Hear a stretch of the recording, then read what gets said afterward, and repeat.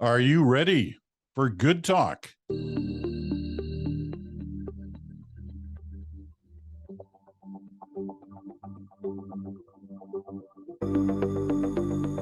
hello there, PeterMansbridge here with Bruce Anderson and Chantal and Bruce. And we got lots to talk about today. Here's how we're going to start.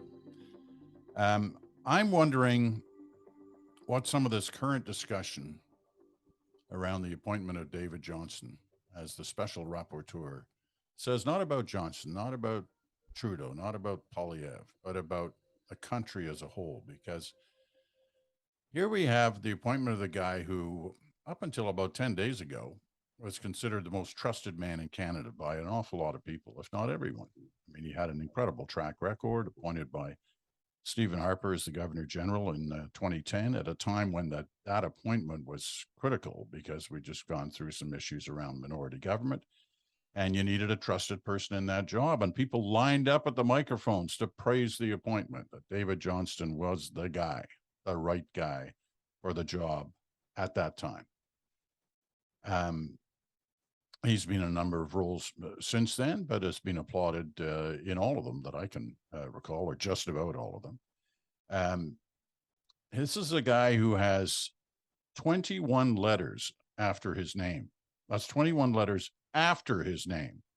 That's not even counting the right honorable part before his name. So obviously a lot of different people think quite something of David Johnston. But in the last 48 hours, he's been getting not great reviews from the leader of the opposition, from members of the Conservative Party of Canada, and from a large segment, certainly of the conservative-leaning media in both national newspapers, the Globe and the National Post. Wrong guy for the job. Sure, he's trusted, he's this, he's that, but he's the wrong guy right now. So here's my question. Before we get to the politics of it all, what does it say about the mood of the country that we're entertaining this kind of debate around this person, this eminent Canadian, and sort of talking about him in this way? I mean, let's remember, on the day the special rapporteur was announced, whenever that was now, almost 2 weeks ago, I don't know about you two, but I got a lot of emails right away saying, "Oh, the perfect guy for this job is David Johnston. He should be the special rapporteur." Well, I don't know. Maybe they asked him then and he said no, or he wanted to think about it. Who knows how many different people they may have asked over these last couple of weeks. But it's got around to finally appointing him. And now he's a skiing buddy of the Prime Minister. He's a pal of the Prime Minister. He's on the Trudeau Foundation, the Pierre Trudeau Foundation, that supports scholars. And David Johnston was one of the country's leading academics. Anyway, enough from me. Chantal, what does it say about Canada, or does it say anything about Canada? I don't think it says much about Canada. I think it says a lot about social media and the time and the cycle of the current Prime Minister that attracts media scrutiny that reflects fatigue on the part of the media with the Liberal rule. I think if you went back to the way Stephen Harper was covered over the last year and a half of his tenure, or the way that Jean Chrétien, for that matter, was covered, including when he made that decision that everyone now is saying was so full of foresight to not go to Iraq. Go see the coverage in the same media that you are talking about, and you will find that the media coverage was, not to say critical, even more than critical. Of course, today, if you ask the authors of those columns to revisit the issue and restate exactly what they said back then, they would probably withdraw and go on a holiday to avoid having to do it, because they would have to eat their words and their predictions back at the time. I think it's fair to debate whether there is a need for an independent expert. I, for one, believe that it is the Prime Minister's task to make those decisions, and then to delegate the terms of reference of whatever exercises he chooses, if he chooses one, to an expert. That is, people compare the appointment of Mr. Johnston to tell the government the way forward on the China interference file, to Stephen Harper's decision to delegate part of the process to the same person at the time of the inquiry that eventually was chaired by Justice Oliphant into Brian Mulroney's dealing with businessman Karl-Heinz Schreiber. The difference is that Stephen Harper had decided there would be an inquiry and asked Mr. Johnston to draw up the terms of reference so that the scope of the inquiry would be determined at arm's length from the government and from a conservative prime minister who was basically opening up an inquiry into one of his predecessors, a former prime minister at that. But when I look at mood of the country things, a Léger poll came out, I think yesterday, and they asked, because mood of the country is larger than the issue of Mr. Johnston being appointed. It also goes to the constant conservative message that everything is broken in this country. So Léger asked, which of the following best describes how you currently feel about your life overall? And this is part of a political poll that also asked, how do you feel about Justin Trudeau, Pierre Poilievre, how would you vote in an election? So it's a political poll. It's not a, do you think that spring will come early? Does that make you feel good question? 60% they were very or somewhat optimistic. 14% said they were neither one or the other. And that left 14% to be somewhat or very pessimistic. Mood of the country, based on those numbers, not even the people who really want to vote for the Conservatives and really want Justin Trudeau to not be the prime minister feel somewhat or very pessimistic, which to me looks like a message to the everything is broken school of narrative. It may not match the mood of the country. And by the way, my last point, a lot of this is, yes, I believe, media-driven and commentary-driven. And the fact that it is not attracting a lot of commentary, the appointment of David Johnston in Quebec, probably is a sign that in this particular bubble, that there are no real legs to this discussion about who is doing what and who is a member of the Trudeau Foundation. And yes, I do hope we get back to the Trudeau Foundation, because I served as a mentor on the Trudeau Foundation about more than a decade ago. And I went back through memory lane this morning to remember all the pleasant people that I spent time when I was a mentor for a PhD student doing a thesis on religious teaching in the Middle East. Well, you're in trouble now. I don't know how it's you're gonna very public. All right, Bruce, away you go. Well, I think that you asked the question, is it a mood of the country thing? I think that it isn't really that. I agree with Chantal that if you step back from the inclination, if we just look at what traffic's on social media and to some degree in some of the industrial media or the mainstream media, you can get the feeling that there's a lot of anger. And I think there's a little bit more anger than there used to be, but I don't think there's a lot more. Chantal talked about 60% optimism. My sense of the normal optimism rate, because I asked that question almost always for 40 years, is in the 67, 68% range. So it's possible that it's down a little bit because we are going through maybe a generation where the sense of certainty about the world is not what it had been for the previous generation, let's say. I don't want to go back 2 generations because I think I don't know what the numbers would have been then, but people would have been entitled to be discouraged or worried. So what do I think it is? I want to separate out for a minute, if I can, the appointment of David, or the selection of David Johnston by the Prime Minister, from the question of what makes it like we can't have a reasonable conversation about a reasonable idea anymore. That to me is the more disconcerting part. And people of good faith can reasonably argue, did the prime minister make a politically judicious choice or a politically injudicious choice, which seems to be at the heart of what the critics of this idea are saying, except for the people who just think he's corrupt and he's trying to cover up his Chinese-related malfeasance, which I think, frankly, it's a pretty small group, but it's a group that every morning wakes up thinking he's corrupt and has done something even more corrupt last night while I was sleeping. And there's nothing, no matter of evidence, you could appoint Jesus Christ to investigate the prime minister, and he would come back and say, no, it looks like he's not corrupt. He's just doing things you don't like. And those people would say, no, to hell with you, Jesus. I'm no longer a Christian. So the question of whether or not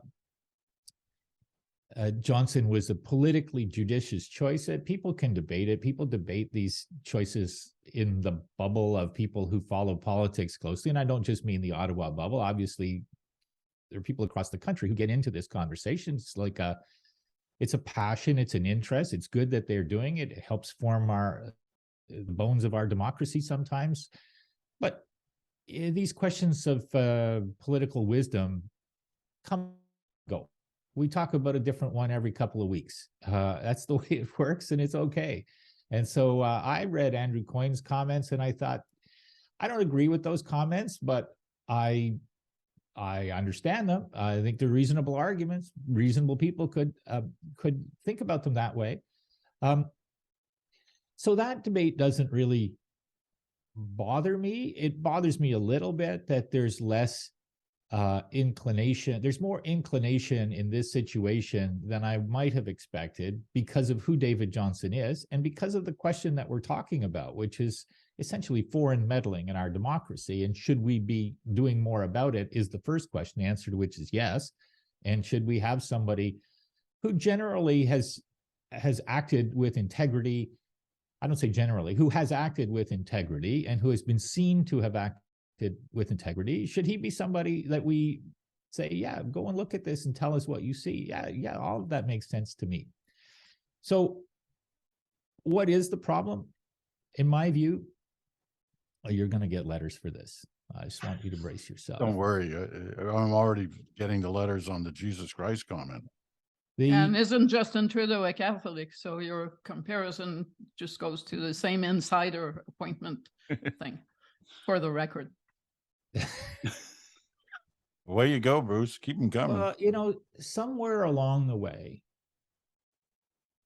the right went mad, and then the left went berserk at the fact that the right went mad. And I know that people on the right will go, we had to get really mad because the left was ruining the world. And I understand that. I don't see it that way. I think what happened is that right-wing politics found a road to money and activism that they had not previously decided was a road that they wanted to take, or because technology didn't allow it to be found.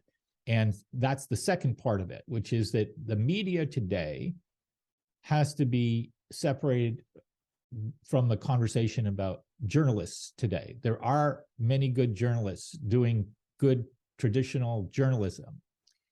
The media enterprises are, in too many cases, businesses that are not really preoccupied with journalism as much as they are preoccupied with finding angry people, making them angrier, and living off the avails of that. And I don't know how, and I used to think, okay, well, it's not really the journalism enterprises that are the problem. It's the platforms and the social media that sit on top of the platforms.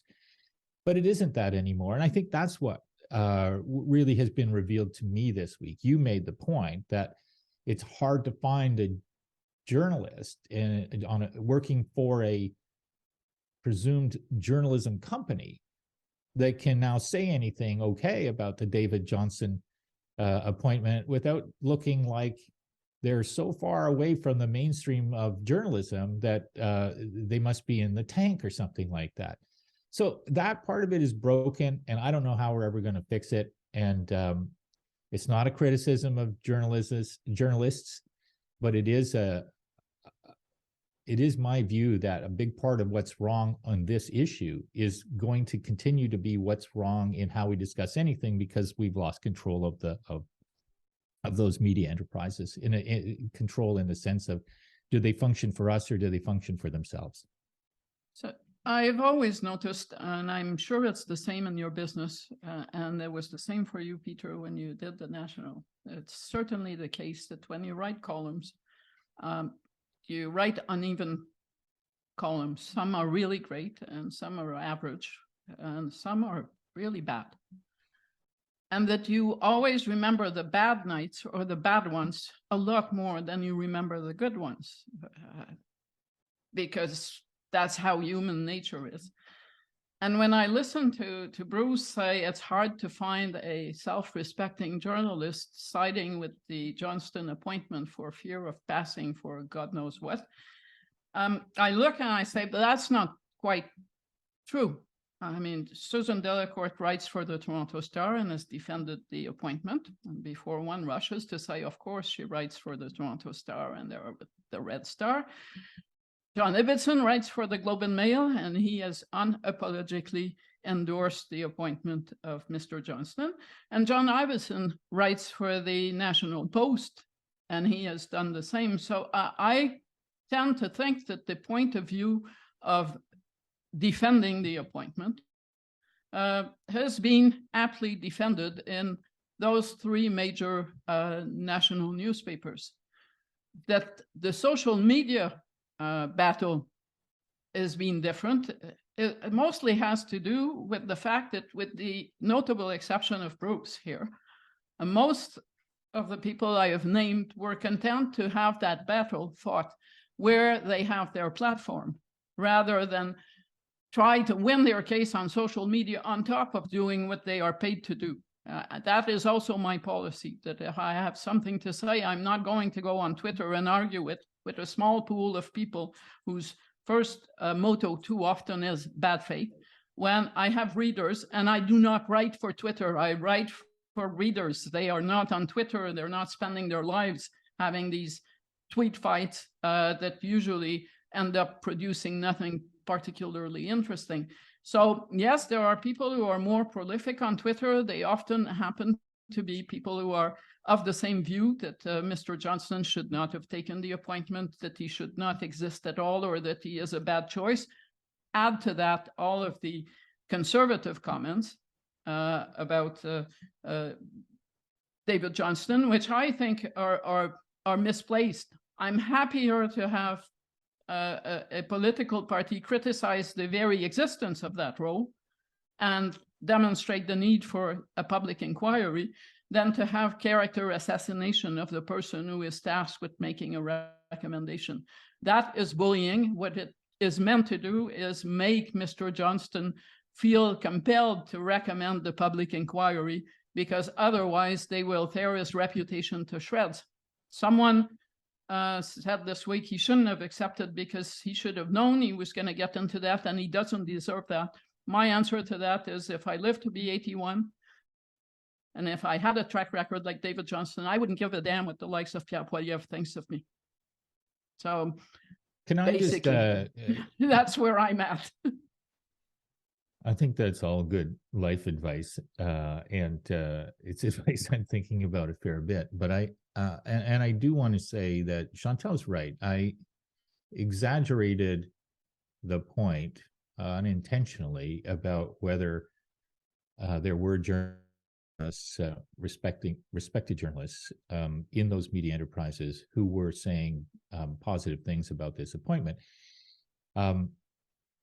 I think I was probably thinking more about the general tenor of and the flow of commentary about politics now feels like it's more oriented towards, can we stir people up or keep them stirred up, and in a particular direction more often than not.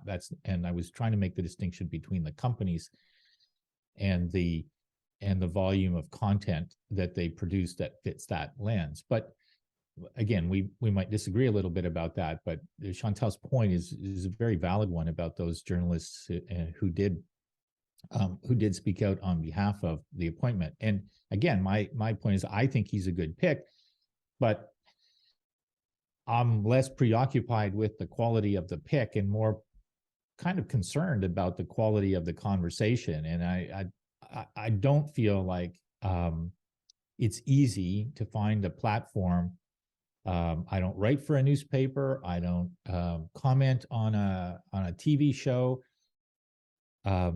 So sometimes those social media platforms are the way that people who want to engage in politics have at their disposal to engage in politics. And, sometimes I feel like, well, I should probably throw some thoughts in because I'm watching this debate evolve and maybe it will be of some use.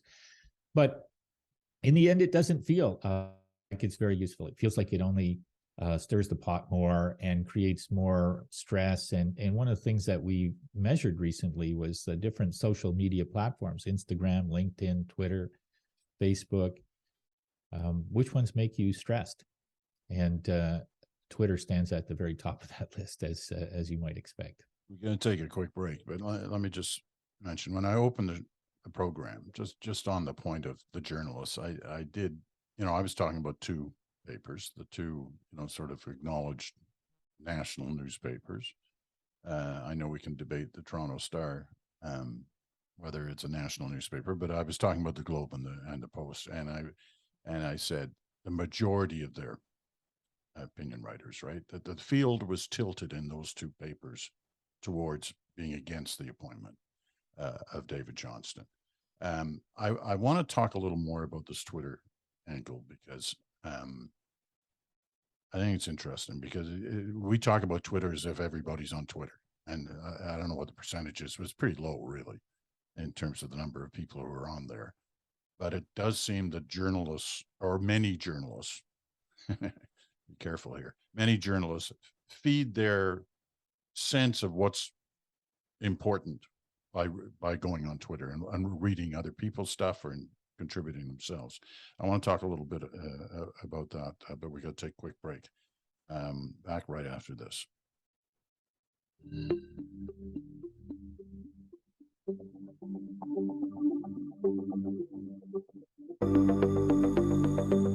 And welcome back. You're listening to Good Talk on SiriusXM, channel 167, Canada Talks, or on your favorite podcast platform, or you're watching us on our YouTube channel. A YouTube channel which gets, certainly in the last couple of weeks, has picked up a lot of views and a lot of comments. And while there have been good comments, the bad comments outweigh the good comments. And at times you get a sense, at least when the times I read those comments, that people actually haven't even watched the discussion because some of the things they say got like nothing to do with what we said. But that's neither here nor there, I guess. But other than to say that, we do look at them. Bruce, I want to pick up on this. I mean, you had a Twitter experience yesterday. You got into it a little bit on Twitter. And I want to know, I think you've given us a hint already what you've learned from that. But whether it's going to make a difference in the way you use that platform in the future, or what your advice is on it, because you can get aggravated, you can get stressed out, looking at Twitter, and you say, I'm unplugging. I'm not gonna read it anymore. And every once in a while, you see people who do that, friends of ours who do that, just say, I'm out of it, I'm gone, and then slowly over time they kind of crawl back into it. But tell us what you went through yesterday. Well, actually, this I like this conversation, but I'm a little bit surprised that you both think that I had a different Twitter day yesterday than I did. You lacked a life yesterday. Well, the weather kept me in a little bit, maybe, but I noticed that somebody had posted a picture from years ago of me with one of my daughters, and whenever somebody does something like that, I think, what the hell is wrong with people? Why would, and then somebody else jumps in and says, you never acknowledge your bias. This is terrible that you've been saying your opinions and not telling people your bias is. And I'm like, oh my God, nobody, it's not like everybody needs to know the history of every other individual, but it is probably a reasonable thing for people to do, to say, do you have a bias, rather than look at you, you're all biased, and somebody just revealed this picture from years ago and that really confirms the bias. So there was a little bit of skirmishing on that, but it wasn't the more bothersome part for me. The more bothersome part for me was watching the degree to which the arguments that were being made about the Johnston appointment kind of descended into well, they took two turns. One is that the people who opposed the appointment seem to be pretty easily buying into the big issue here is the corruption of the prime minister narrative, which I really don't think is, it's, if that's what we're investigating, then for sure Johnston's the wrong choice.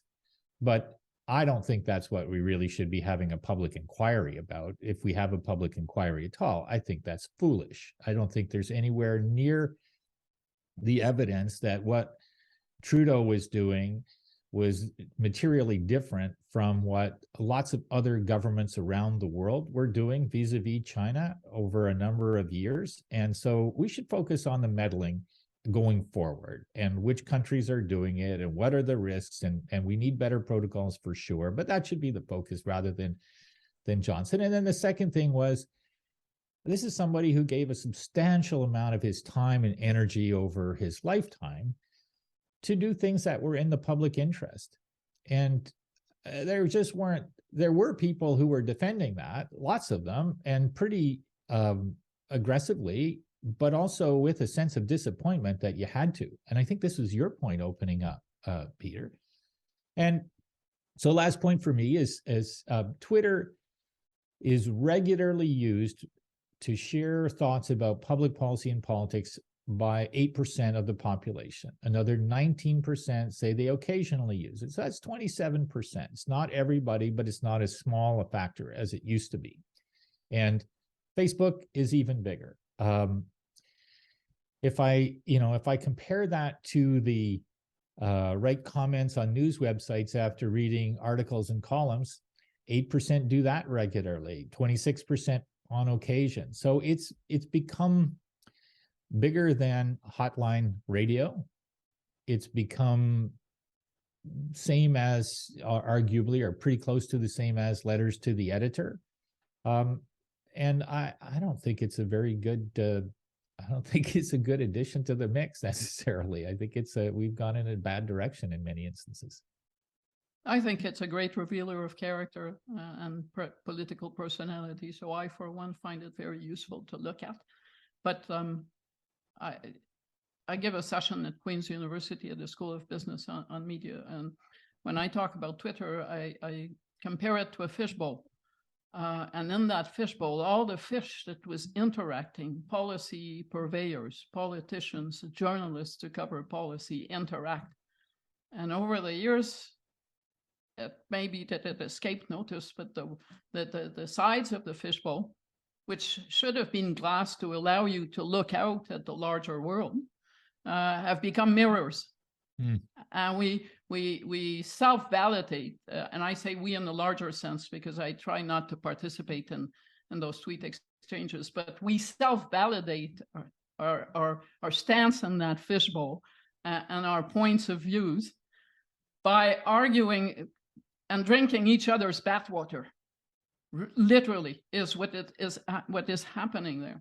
I think the first mistake not to make is to confuse Twitter with the court of public opinion. They are two different things. You talked about the field that was tilted in a particular way this week. True enough, but so was it in the old days when we fought the Charlottetown referendum.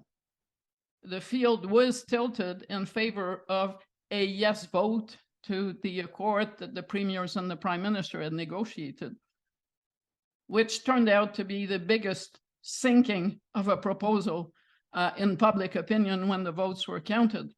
So were, to go back to the example I quoted off the top of the show, in the same newspapers, the field was tilted in favor of us going to Iraq. And Jean Chrétien not only won that public opinion, but he won it so overwhelmingly that the political forces that argued against that decision, and today is the anniversary of the day when he announced Jean Chrétien, which is why it's been on my mind, because I totally remember that day his decision was received about as well as the Johnston appointment, which means he took a hell of a beating in many of the newspapers and the media that you are talking about. So the notion that opinion makers, pundits, chattering class, at the end of the day dictate where public opinion is going, I think it's been my experience that it was highly overrated.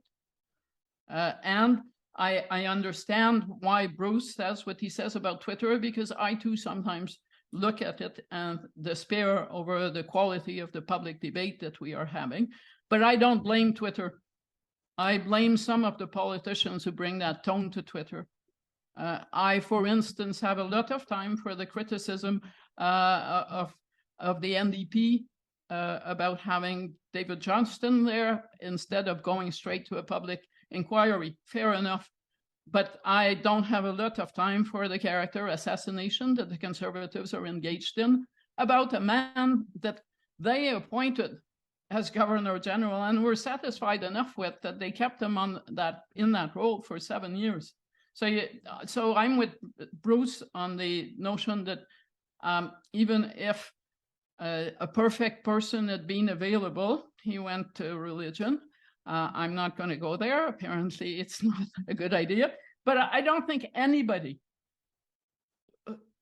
put in whatever name you want, I don't think anybody would have had a good week after having been appointed in that role this week. So if you were going to make a choice of someone who was going to take a beating, probably Mr. Johnston is a fairly good choice.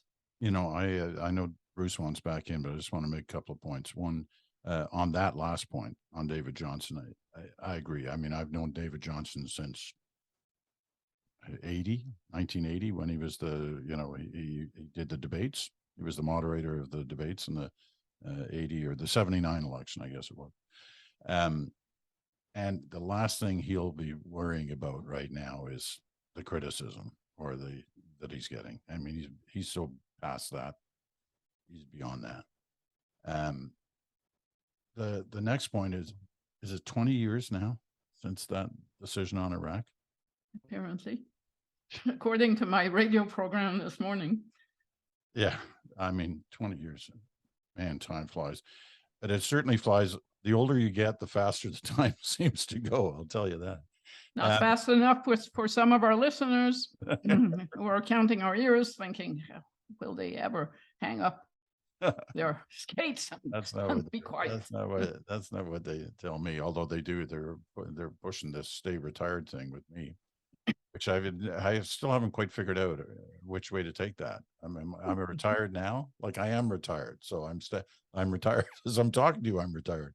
But anyway, let me, just before Bruce comes in, I want to say this, and I perhaps don't say this enough. The model on this panel was deliberate. We got three of us here. Chantal is, one of the country's leading commentators, columnists, opinion leaders. That's a given, respected by all parts of the country and all parties. What I can figure out, they all talk to her. They all want to talk to her. They all want her to like them one way or the other. They're all a little bit scared of her. Do I have to? They very respected, and in the journalistic community as well. Bruce is not a journalist, and he doesn't classify himself as that. He is an analyst, a pollster, a commentator.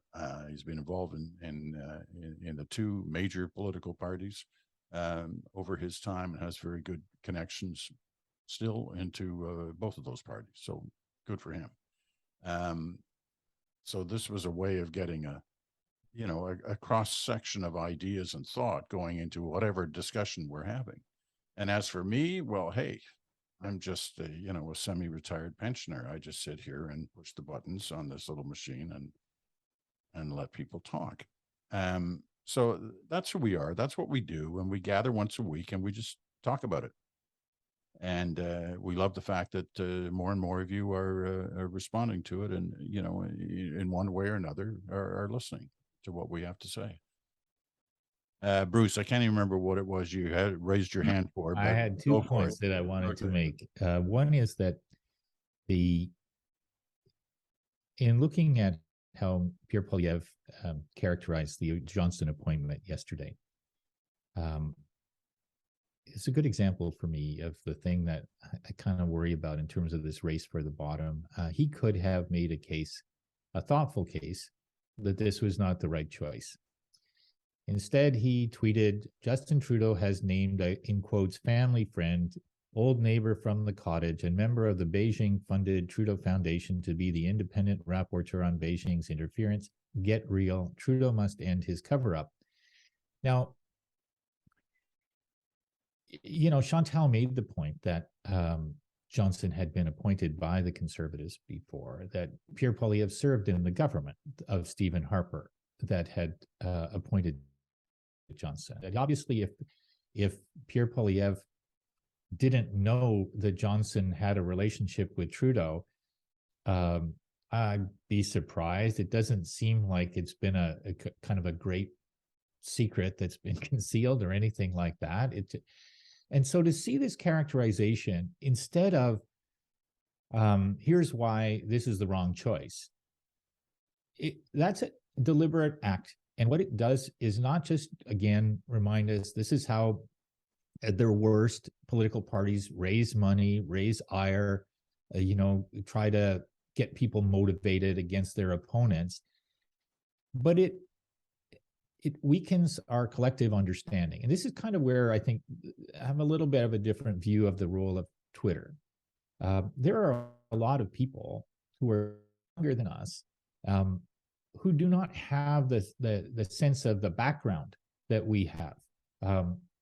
I mean, there are people younger than us who do, but we've been around a while. We've watched and consumed a lot, and we know a lot of the history of politics and the people and the way things were done before and the way arguments were held before. And I worry that there's younger generations for whom politics as trafficked on the internet and social media platforms is the only version of politics that they know, and that they will see that and they will go, that's what I need to know about David Johnston. And they probably won't dig farther. They won't sort of find another source to say, well, no, actually, that's not right, or they might not. And I think that we used to be able to look at media as maybe a smaller fishbowl, but as Chantal said, maybe with the sides being transparent, or you could find contrarian opinions. But I'm pretty sure that if you pick up a post-media newspaper or click on a post-media site by this weekend, meaning by tomorrow, there will be a lot of that kind of commentary. Let me put it that way.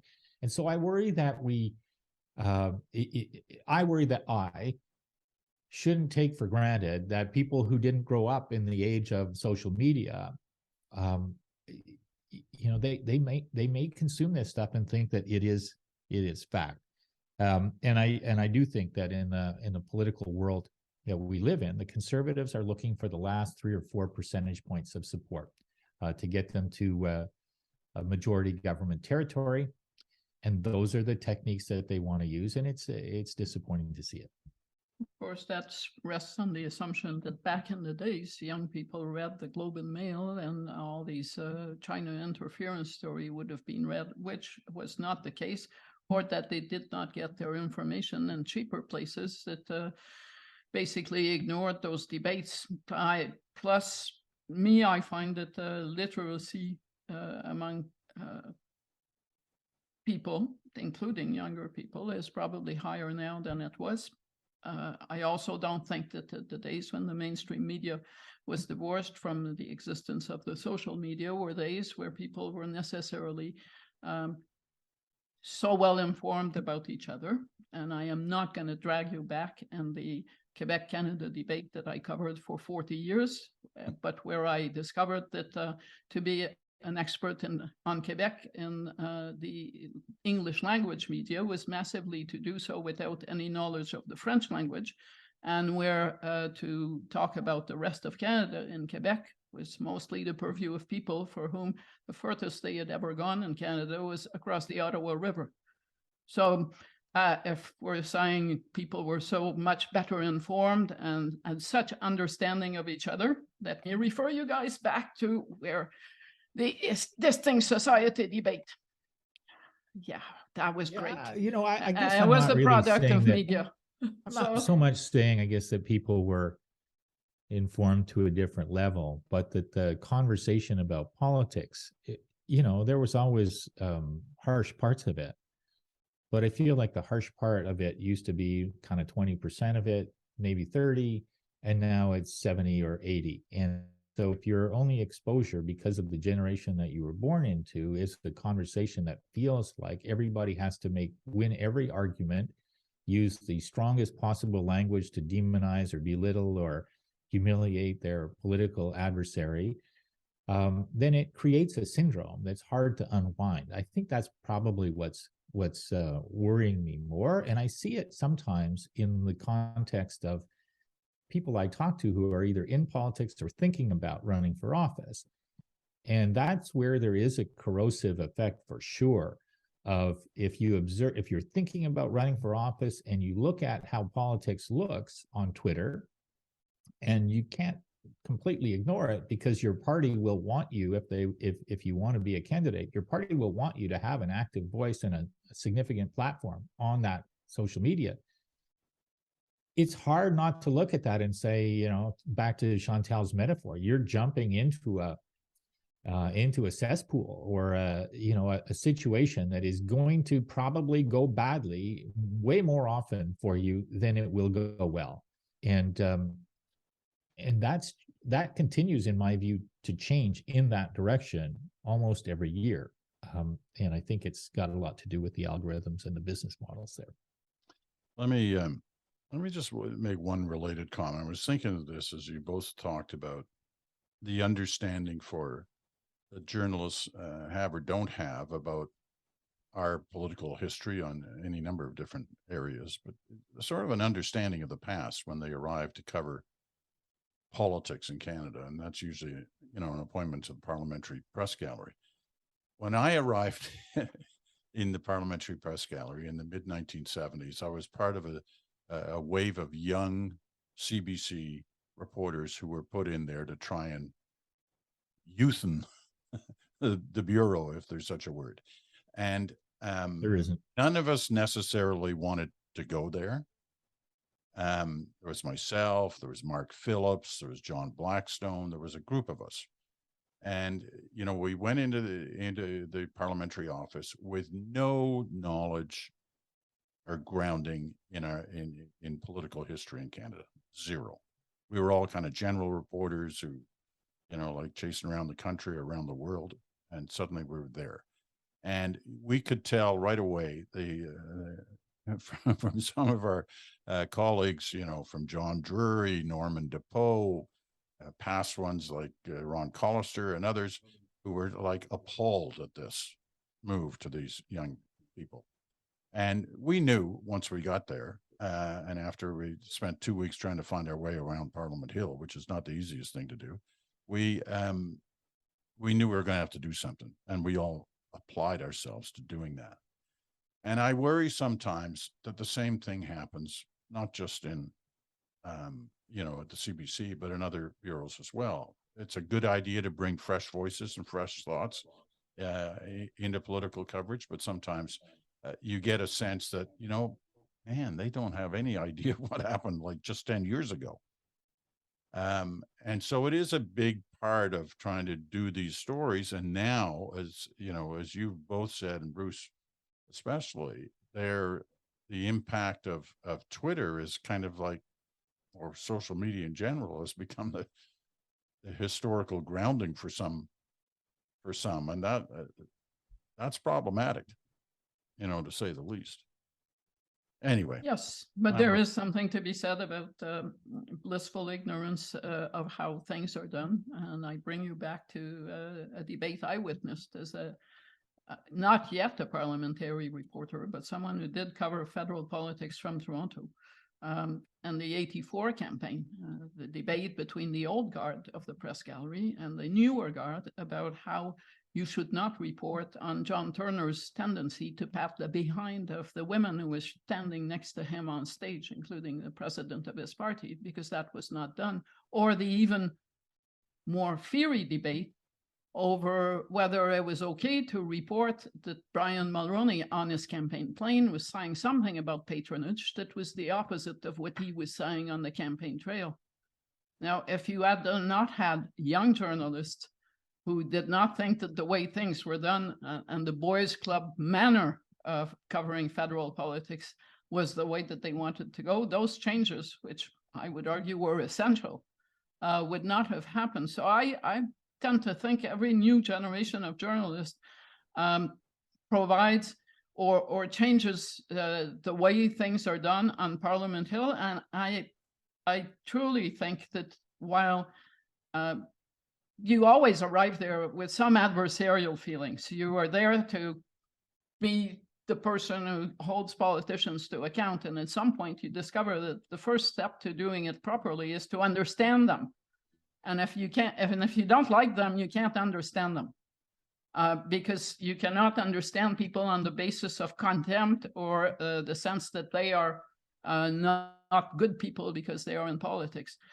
But I do not think that the current generation of younger journalists is skipping the essential learning curve of knowledge because social media exists. And I have not seen evidence of that in the reporting that I read in the, from people who cover news. I'm not talking columnists who always have a fairly solid basis of what happened before and how things have been done. But I'm talking about younger journalists writing in the Globe, the Post, CBC. I find that they do great work and that I will not feel when I finally stop that there aren't people coming behind me who will do a lot better than I ever did. Okay. Yeah, I just have want to make really this quick, Bruce. I got to take a final break, and then we're almost out of time. But so two quick points. I completely agree that if it sounds like we're saying or that I was saying younger journalists aren't up to the quality standards that we need, that's not what I'm saying. A lot of them do, you know, really great work, and some of them have to be particularly brave about it because of the social media context that we're talking about. But just to reinforce my point, there is a columnist for the National Post who's put out a comment that now says he thinks that David Johnston should be investigated because he may be a witting participant in a cover-up for Trudeau with respect to China. And for a national newspaper to decide that that's content that they should put out, free speech, I get it, but man, we've really come a long way when that becomes legitimate comment. Yeah, you know, a lot of these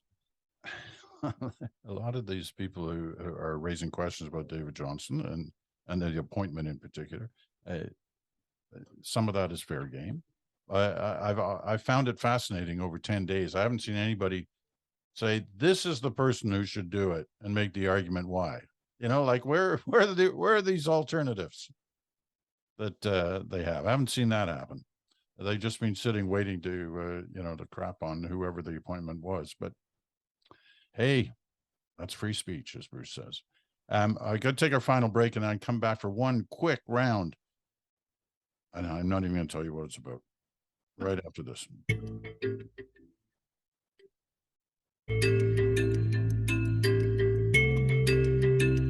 Back for quick final thoughts on this week's Good Talk. Man, that was quite a session. In the last couple of minutes, do either of you know what the significance of May 6th this year? Don't everybody answer at the same time. Golf This is- tournament. This is Who? reach for the top, but nobody's reaching. Coronation of King Charles, too. Oh, great. Monarchist Oh, like well, you too. did you expect us, the great monarchists that we are, to even remember that? Let me take you back 70 years. Were you 100,000. there? Did you cover that? You must have covered that. I was there. I was watching. I was commenting. No, 100,000 people on Parliament Hill to celebrate the coronation that was taking place on the other side of the ocean. Guess how many were in Montreal, Chantal? I wasn't there. 40,000. Yeah, you're not going to see that this year. Sorry. Oh, well, I doubt whether you'll see 100,000 on Parliament Hill either. But it seems to have been a bit of a puzzle for the federal government to decide just exactly what to do on this, because I guess the country is somewhat divided on what to do about it. 30 seconds each on May 6th and what we should expect in Canada. Don't We leap should. to the microphone here. We probably expect the person who draws the short straw on the CBC to host some news special that if the weather participates will be watched by few and probably more by older people than younger people, based on polls. The lack of interest in this event and this new king is at an all-time high. Bruce. He's not an interesting character for most people, and he's trying to make the monarchy more boring. And it already was pretty boring as an idea for a lot of people. He's not a particularly likable or liked character either. And I think that if you don't have a likable character and you're trying to take the pageantry out of it because it looks like it's expensive, what have you got left? So I'm not unhappy about the way this is going. I think we should just get on with what we know is the next step at some point. All right. That's it for today. And thank Politico for some of the facts on the coronation stuff. They had a great little piece in there today. Thank you, Bruce. Thank you, Chantal. I'm Peter Thanks for listening. It's been an interesting hour.